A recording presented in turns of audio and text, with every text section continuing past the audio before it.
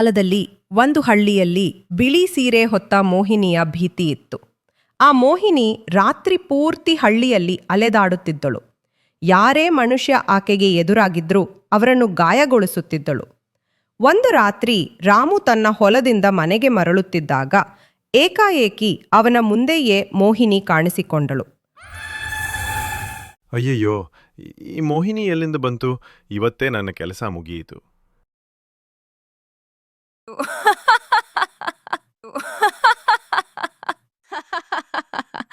ಇವತ್ತು ನನಗೆ ನನ್ನ ಬೇಟೆ ಸಿಕ್ಕಿತು. ಅಯ್ಯೋ ಮೋಹಿನಿ ಅಕ್ಕ, ದಯವಿಟ್ಟು ನನ್ನನ್ನು ಬಿಟ್ಟು ಬಿಡು. ರಾಮು ಕಂಡ ತಕ್ಷಣ ಮೋಹಿನಿ ಅವನ ಕಡೆಗೆ ಮುಂದೆ ಬರುತ್ತಿದ್ದಳು. ಆದರೆ ರಾಮು ಓಡಿ ತನ್ನ ಮನೆಯನ್ನು ತಲುಪಿ ಬಾಗಿಲು ತಟ್ಟಿದ. ಅಯ್ಯೋ ದೇವ್ರೇ, ಬೇಗ ಬಾಗಿಲು ತೆಗೆ, ನನ್ನ ಹಿಂದೆ ಮೋಹಿನಿ ಬರುತ್ತಿದ್ದಾಳೆ. ರಾಮುನ ಹೆಂಡತಿ ಬಾಗಿಲು ತೆರೆದಳು. ಅರೆ, ನೀವಿಷ್ಟೊಂದು ಯಾಕೆ ಹೆದರಿದ್ರಿ? ಮೋಹಿನಿ ನನ್ನ ಹಿಂದೆ ಬರುತ್ತಿದ್ದಾಳೆ. ಇವತ್ತು ನಾನು ಬಲೂ ಕಷ್ಟದಿಂದ ಪಾರಾದೆ. ಬೇಗನೆ ಎಲ್ಲ ಬಾಗಿಲು ಕಿಟಕಿಗಳನ್ನು ಮುಚ್ಚಿ ದೀಪವನ್ನು ಆರಿಸು. ಮೋಹಿನಿ ಮನೆ ಹತ್ತಿರ ಬಂದು, ಅವನು ಮನುಷ್ಯ ಎಲ್ಲಿ ಹೋದ? ನಾನ್ ನೋಡ್ತೇನೆ ಎಷ್ಟು ಕಾಲ ತಪ್ಪಿಸ್ಕೋತಾನೆ ಅಂತ. ನಾನು ನನ್ನ ಬೇಟೆಯನ್ನು ಅಷ್ಟು ಸುಲಭವಾಗಿ ಬಿಡಲ್ಲ.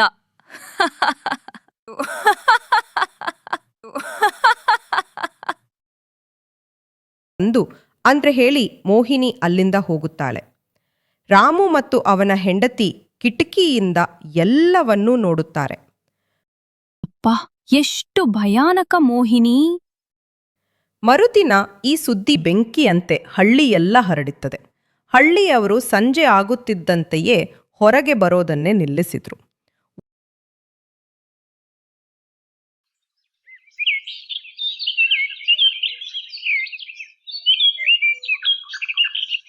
ಈ ಮೋಹಿನಿಯ ಭಯದಿಂದ ನಾನು ಹೊಲಕ್ಕೆ ನೀರು ಹಾಕೋದು ಬಿಟ್ಟಿದ್ದೇನೆ.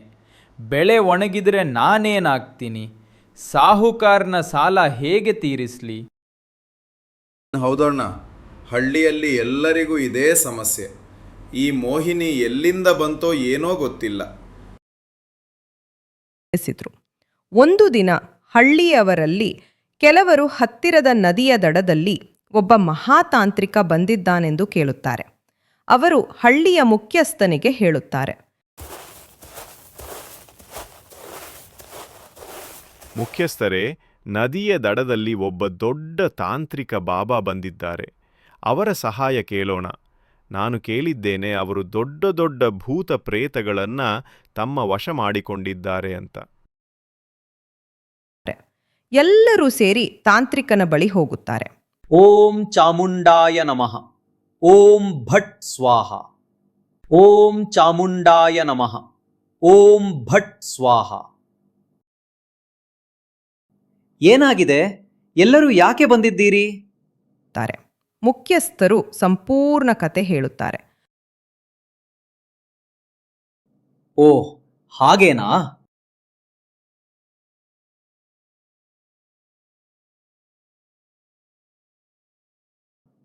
ನನಗೆ ಕಾಣಿಸ್ತಾ ಇದೆ, ಎಲ್ಲ ಕಾಣಿಸ್ತಾ ಇದೆ. ನಿಮ್ಮ ಪೂರ್ವಜರು ಬಹಳ ಪಾಪ ಮಾಡಿದ್ದಾರೆ. ಅದರ ಕಾರಣದಿಂದ ಈ ಹಳ್ಳಿ ಶಪಿತವಾಗಿದೆ. ಈ ಮೋಹಿನಿ ಅದಕ್ಕೆ ಫಲ. ಆಕೆ ತುಂಬ ಅಪಾಯಕಾರಿ. ಅವಳು ನಿಮ್ಮಲ್ಲಿ ಯಾರನ್ನೂ ಬಿಡುವುದಿಲ್ಲ. ಅಯ್ಯೋ ದೇವ್ರೇ, ಈಗೇನು ಮಾಡೋದು? ಹೇಳುತ್ತಾರೆ. ಮುಖ್ಯಸ್ಥರು ಬೇಡುತ್ತಾರೆ. ಬಾಬಾ, ದಯವಿಟ್ಟು ನಮ್ಮನ್ನು ಈ ಮೋಹಿನಿಯಿಂದ ನೀವೇ ಉಳಿಸಬೇಕು. ಒಂದು ಪರಿಹಾರ ಇದೆ.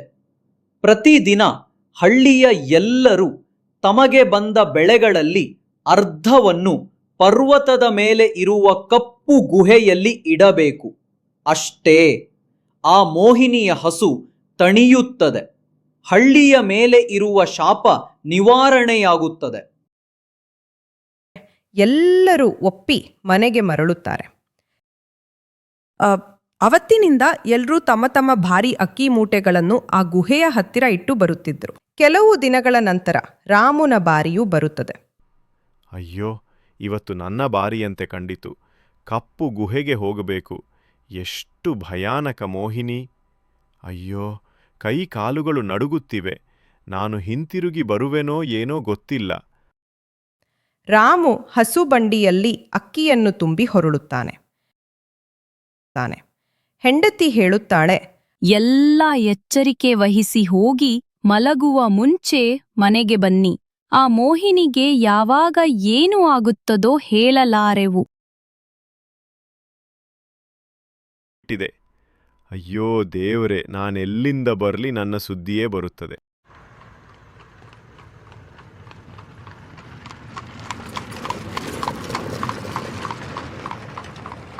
ಮಾರ್ಗ ಮಧ್ಯೆ ಕಾಡಿನಲ್ಲಿ ಹಸುಬಂಡಿಯ ಚಕ್ರ ಗುಂಡಿಯಲ್ಲಿ ಸಿಲುಕುತ್ತದೆ. ಅಯ್ಯೋ, ಈಗ ಏನು ಮಾಡೋದು? ಆ ರಾಮು ಕೆಳಗೆ ಇಳಿದು ತನ್ನ ಹಸುಬಂಡಿಯನ್ನು ಗುಂಡಿಯಿಂದ ಹೊರಕ್ಕೆ ತರುವ ಪ್ರಯತ್ನ ಮಾಡುತ್ತಾನೆ. ಬಹಳ ಪ್ರಯತ್ನದ ನಂತರ ಹಸುಬಂಡಿ ಆ ಗುಂಡಿಯಿಂದ ಹೊರಕ್ಕೆ ಬರುತ್ತದೆ.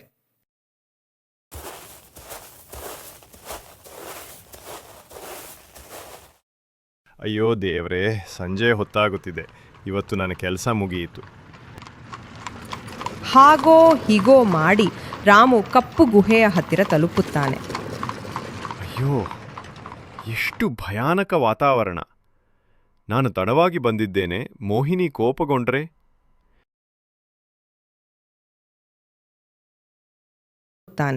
ರಾಮು ಅಕ್ಕಿಯ ಮೂಟೆಯನ್ನು ಇಟ್ಟು ಇನ್ನೇನು ಹೊರಡಬೇಕು ಅನ್ನುವಷ್ಟರಲ್ಲಿ ಗುಹೆಯಿಂದ ಯಾರೋ ಬರುವ ಶಬ್ದ ಕೇಳಿ ಬರುತ್ತದೆ. ರಾಮು ಅಲ್ಲಿಯೇ ಅವಿತು ಓಳಿಗೆ ನೋಡ್ತಾನೆ. ಮೋಹಿನಿ ಅಲ್ಲಿಗೆ ಬರುತ್ತಾನೆ. ಮತ್ತೆ ಅವಳ ಮೋಹಿನಿಯ ಮುಖವಾಡ ತೆಗೆಯುತ್ತಾಳೆ.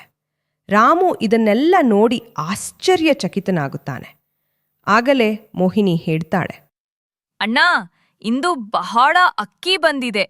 ಇದರಿಂದ ನಮಗೆ ಸಾಕಷ್ಟು ಧಾನ್ಯ ಸಂಗ್ರಹವಾಯಿತು.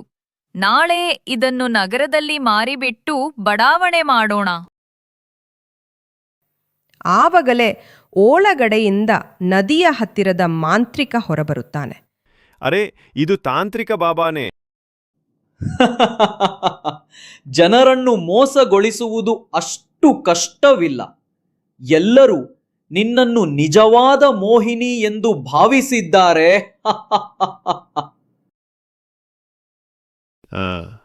ಓಹೋ, ಹೀಂಗ ವಿಷಯ. ಇವರಿಬ್ಬರು ಸೇರಿ ಇಲ್ಲ ಗ್ರಾಮಸ್ಥರನ್ನ ಯಾಮರಿಸುತ್ತಿದ್ದಾರೆ.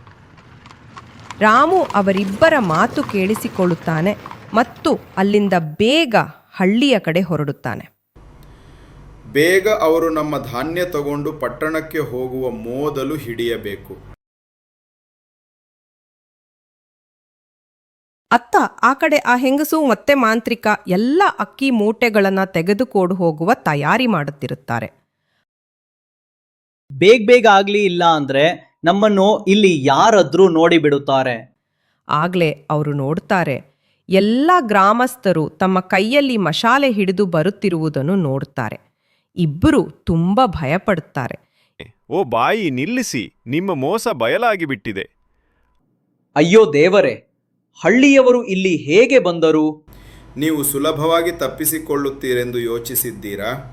ಇದನ್ನು ನಾವು ರಾತ್ರಿ ಹಗಲು ಅನ್ನದೆ ರಕ್ತ ಬೆವರಿಂದ ಬೆಳೆದ ಧಾನ್ಯ.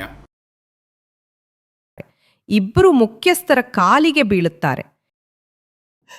ಕ್ಷಮಿಸಿ, ನಾವು ಕೆಲಸ ಮಾಡದೆ ಹಣ ಬಯಸಿದ್ದೇವೆ. ಇನ್ನು ಮುಂದೆ ದುಡಿಯುತ್ತೇವೆ. ದಯವಿಟ್ಟು ನಮ್ಮನ್ನು ಬಿಡಿ. ಇಷ್ಟು ಹೇಳಿ ಇಬ್ಬರು ಗ್ರಾಮ ಬಿಟ್ಟು ಓಡಿ ಹೋಗುತ್ತಾರೆ. ಮತ್ತೆ ಎಲ್ಲ ಗ್ರಾಮಸ್ಥರು ಖುಷಿಯಿಂದ ಇರುತ್ತಾರೆ.